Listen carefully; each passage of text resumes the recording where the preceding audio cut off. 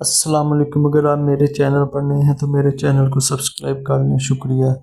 ان دنوں میں 12 سال کی تھی، ہر فکر و غم سے آزاد تھی، اسکول سے گھر اور گھر سے اسکول، بس یہی زندگی تھی۔ میں نے 5ویں پاس کی تھی کہ ہمارے خاندان میں ایک دھماکہ خیز واقعہ ہو گیا۔ من چلے ماموں اصغر نے پہلی بیوی اور 4 بچوں کے ہوتے ہوئے ایک تھیٹر ایکٹریس کی لڑکی چمن آرا سے شادی کر لی۔ یہ امر سارے خاندان کے لیے افسوسناک تھا، لیکن مجھے اس کی کوئی پرواہ نہیں تھی۔ میں زمانے کے ہر پیچ و خم سے نابلد نئی ممانی کے دیدار کو بے قرار تھی۔ خاندان والوں کی مخالفت اور بڑی بیوی کے ڈر سے ماموں نے چمن ممانی کے لیے ہمارے گھر سے قریب ایک مکان لے لیا۔ نئی ممانی کو اکیلا چھوڑنا اب ان کی مجبوری تھی، کیونکہ خاندان نے ان کی دوسری بیوی کو قبول کرنے سے انکار کر دیا تھا۔ آخر کب تک وہ چمن کے گھٹنے سے لگے رہتے؟ مرد کو فکر معاش کے لیے تو گھر سے نکلنا ہی پڑتا ہے۔ ممانی کے لیے ایک تو یہ محلہ نیا تھا، دوسرا وہ اکیلے رہنے سے بکھلا جاتی تھی۔ ماموں سے کہتی کہ گھر پر ہی رہو، یہ ایک بڑا مسئلہ تھا۔ اس طرح وہ اپنی پہلی بیوی اور بچوں کے پاس بھی نہیں جا سکتے تھے۔ ایک دن وہ اپنی پہلی بیوی اور بچوں کے پاس گئے تو چمن آرا بیگم کو ہمارے پاس چھوڑ گئے۔ وہ بظاہر ایک اچھی خاتون لگی۔ ایک ہی رات میں وہ ہم سے مانوس ہو گئیں۔ اصغر ماموں ایک دن کا کہہ کر گئے تھے، لیکن 2 دن لگا دیے، کیونکہ ان کی پہلی بیوی دوسرے شہر میں رہتی تھی۔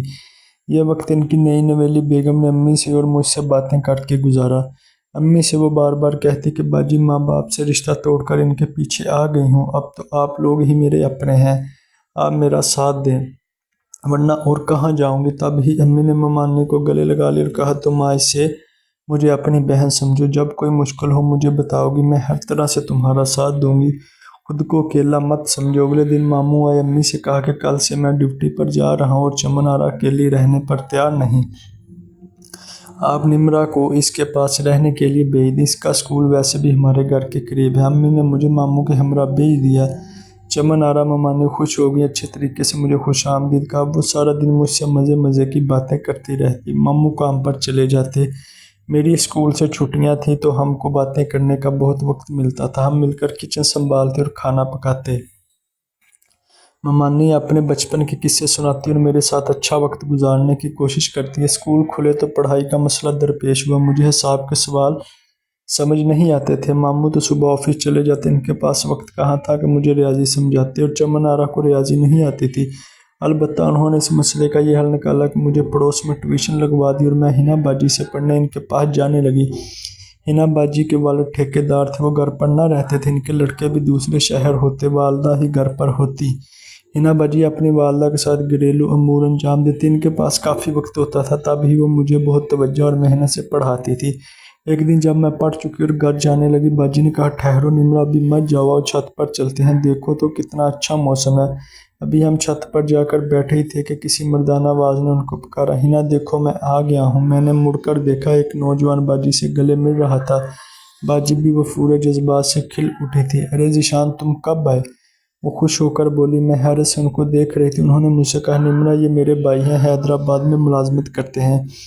میں نے ذیشان کی طرف دیکھا تو پلک جھپکنا بھول گئی، وہ بھی مجھے شش و پنج میں دیکھ رہا تھا، اس کی آنکھیں بے حد خوبصورت تھیں۔ تم جاؤ نمرا، بڑے دنوں بعد میرا بھائی آیا ہے، تم کل اور پرسوں مت آنا، 2 دن تمہاری چھٹی ہے۔ میں وہاں آئی مگر 2 آنکھیں میرے ساتھ جیسے میرے تعاقب میں دروازے سے گلی تک آ گئیں، یہ آنکھیں میرے دل میں کھپ گئی تھیں۔ گھر آ کر اب یہ 2 آنکھیں مجھے در و دیوار سے جھانکتی محسوس ہوئیں، لیکن مجھے معلوم ہی نہ تھا کہ ایسا کیوں ہو رہا ہے۔ میں نے ممانی کو بھی بتایا کہ ہنا باجی کا بھائی آیا ہوا ہے اور اس کی آنکھیں بہت خوبصورت ہیں، یہ آنکھیں مجھ کو گھر میں ادھر ادھر بکھری نظر آتی ہیں۔ میری بات سن کر ممانی ایک خاص ادا سے مسکرا دی۔ تیسرے دن جب میں پڑھنے باجی کے گھر پہنچی، وہ ان کے پاس بیٹھا ہوا تھا۔ میں نے سلام کیا، وہ بغیر جواب دیے مسکرا کر اٹھ گیا۔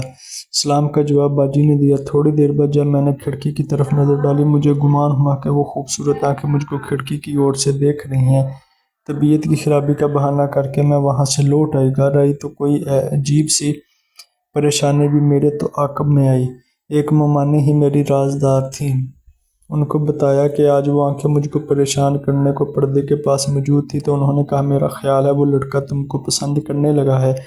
ایک روز میں ٹیوشن لینے گئی تو ہنا باجی گھر پر نہ تھی، کچھ دیر میں ان کی امی کے پاس بیٹھی رہی۔ گھر آنے لگی تو ذیشان نے کہا آؤ میں تم کو پڑھا دوں۔ क्यों आज पढ़ाई का हर्ज करती हो? मैंने आंटी की तरफ देखा, वो बोली, हाँ हाँ बेटी पढ़ लो। मैं पढ़ने को बैठ गई। उसने मुझे ज़्यादा से ज़्यादा सवाल समझा। शायद वो ये चाहता था कि मैं कुछ और भी वक्त वहाँ रुकूं। अभी जीशान के पास बैठे पढ़ रही थी, कहीं ना बाजी आ गई। बाकी जो कुछ रह गया था वो बाजी ने पढ़ा दिया। फिर आए दिन ये होने लगा कि बाजी घर पर नहीं होती, मगर जीशान मौजूद होता, वो मुझको पढ़ाने लगता और मैं बैठ जाती। आंटी ने एक दिन कहा, बेटी तुम्हारी हिना बाजी को रोज़ बाजार जाना होता है। जीशान से बड़े इनके भाई अर्गुमान की शादी के लिए कुछ ख़रीदारी करनी होती है, इसलिए वो मसरूफ़ हो गई हैं। मुझे जीशान से कोई शिकायत ना थी, मगर एक मसला था कि जब वो मेरी तरफ देख रहा तो नर्वस हो जाती।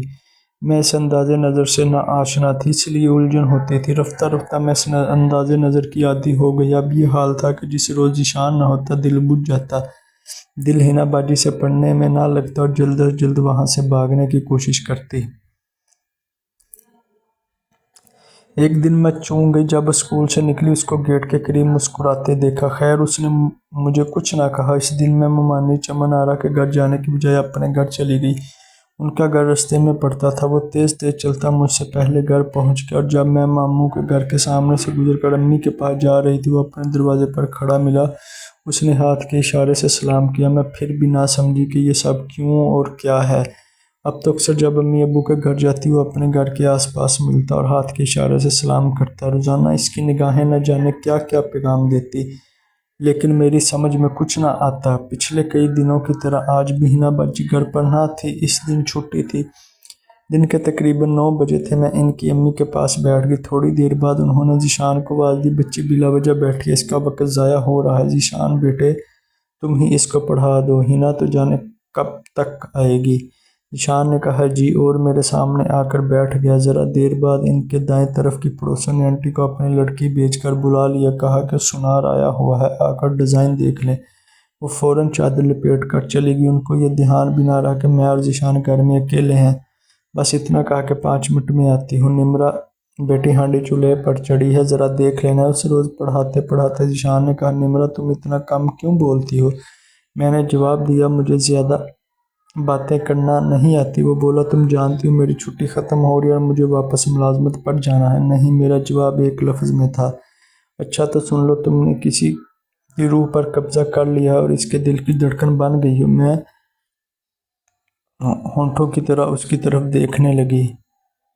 कहने लगे, ऐसा क्या देख रही हो? क्या मेरी आंखें बेंगी हैं? नहीं तो नर्वस होकर मेरे लबों से ये अल्फाज बेसाख्ता अदा हो गया। आप बेंगे तो नहीं, आपकी आंखें तो बहुत खूबसूरत है। अच्छा, खूबसूरत है मेरी आंखें? क्या तुम खूबसूरत का मतलब जानती हो? नहीं नहीं, मैंने दोनों जवाब दिए। तो कहा, तुम बहुत मासूम हो निम्रा।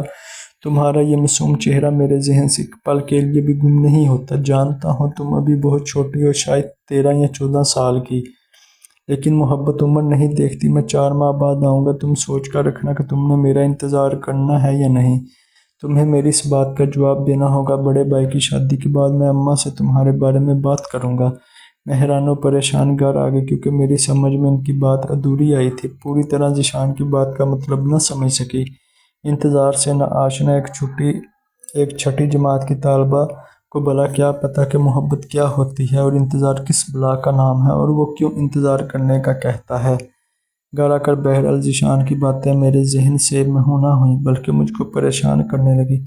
बिल आखिर मैंने ममानी को सब कुछ बता दिया। वो आज़ाद ख्याल के दिल के कानों से मेरी बातें सुनी और परेशानी को बांप लिया। बोली, निम्रा तुम तो खुश नसीब हो, इतना चाहने वाला मिला है। अगर मुझे कोई ऐसा कहता तो मैं फ़ौरन मोहब्बत का जवाब मोहब्बत से देती। उन्होंने मोहब्बत के बारे में ऐसी बातें की कि मैं इस काम को बहुत ज़रूरी और अहम ख्याल करने लगी। इनकी बातों ने मेरे कच्चे जहन पर बहुत बुरे असरात मुरतब किए। मेरे दिल में चुभने वाली बेचैनी पैदा हो गई। न जाने क्या हुआ कि मेरे दिल की दुनिया ही बदल गई। सारा दिन उदास रहती, अम्मी के पास जाना भी कम कर दिया। चमन आरा ममानी के करीब रहने की कोशिश करती, जैसे यही वो हस्ती है जो मुझे परेशानी और जहनी खलकशार से बचा लेगी। हर वक्त इन्हीं से बातें करने की कोशिश करती, वो भी मुझे टोकने की बजाय मेरे हौसले को बढ़ाती थी। बार बार जतलाती कि तुम मानो या ना मानो, तुमको ज़ीशान से मोहब्बत हो गई और ये कोई बुरी बात नहीं है। ये बात उन्होंने बार बार मुझको इस तरह याद करा दी कि मैंने महसूस किया कि अब मैं ज़ीशान के बगैर नहीं रह सकती। مجھ کو محبت کا مطلب سمجھ میں آنے لگا کہ ہر وقت جس کی یاد ستائے، ہر دم جس کی کمی محسوس، اور سمجھو کہ اس سے محبت ہو گئی ہے۔ میں اب کھل کر ذیشان کا نام لینے لگی۔ پڑھائی سے دل چاٹ ہو گیا۔ سوچتی کیا واقعی محبت انسان کو پاگل بنا دیتی ہے؟